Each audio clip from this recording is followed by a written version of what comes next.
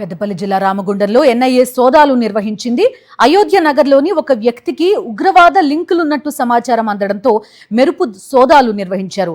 ఉగ్రవాద cyber cells తో ముజామిల్ అనే వ్యక్తి సమాచారం షేర్ చేసుకుంటున్నట్టు గుర్తించారు ఎన్ఐఏ అధికారులు. 1 year బ్యాక్ ఒక గ్రూప్ లో నాకు ఎవరు యాడ్ చేసిన తర్వాత వాళ్ళు ఏం చెప్పారంటే ఏఐ కోర్స్ గురించి నేర్పిస్తా అన్నారు. నేర్పిస్తా అని ఏమేమో అంటే క్రైమ్ చేసిండ్రు. వాళ్ళు చేసిన తర్వాత వాళ్ళు అరెస్ట్ అయితే మళ్ళీ నాకు వచ్చి నేను ఆల్రెడీ ఎప్పుడే ఎగ్జిట్ చేసేసిన దానిలోకి వెళ్ళి మళ్ళీ ఇప్పుడు వచ్చి నా కోసం ఎంక్వైరీ చేసి వెళ్ళిపోయాను అంతే. ఏమనలే వచ్చిండ్రు చూసిండ్రు చెక్ చేసిండ్రు ఫోన్ ఇంకా ల్యాప్టాప్ వెళ్ళిపోయాను అంతే. వచ్చిన వాళ్ళు ఎన్ఐఏ పోలీసా? గుజరాత్ నుంచి వచ్చారా? సైబర్ క్రైమ్ గ్రూప్ పేరు అది ఎప్పుడు 1 year బ్యాక్ అయింది. అది నాకు ఇప్పుడు మంచిగా గుర్తు కూడా లేదు.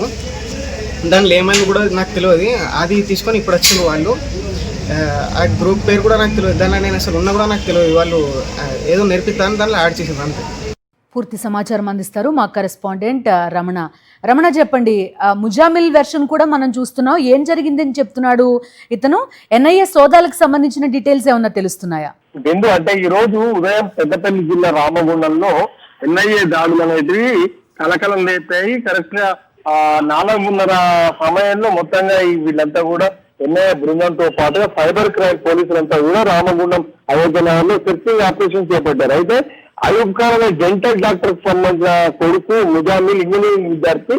ఇతను చివరి సంవత్సరం చదివే క్రమంలో మొత్తంగా ఒక సైబర్ గ్రూప్ తోని ఇతను కనెక్ట్ అయ్యాడు. ముఖ్యంగా ఒక వాట్సాప్ గ్రూప్ లో కనెక్ట్ అయిన తర్వాత ఇతను సైబర్ క్రైమ్ లో చిక్కినట్టు, ఆ సైబర్ క్రైమ్ ముఠా అనేది పూర్తిగా ఉగ్రవాద లింకులు ఉన్న ముఠాగా ఎన్ఐఏ గుర్తించింది. ఈ క్రమంలో మొత్తంగా ఢిల్లీ నుంచి ఎన్ఐఏ బృందం వచ్చింది. అదేవిధంగా ప్రస్తుతం అతన్ని రామగుండం ఎన్టీపీసీ పోలీస్ స్టేషన్ లో విచారణ చేపట్టారు. అయితే ఈ రాత్రికి ఖచ్చితంగా ముజామిల్ తీసుకెళ్లే అవకాశం ఉంది. ముఖ్యంగా అరెస్ట్ చేసే అవకాశం ఉన్నట్టుగా కూడా తెలుస్తుంది.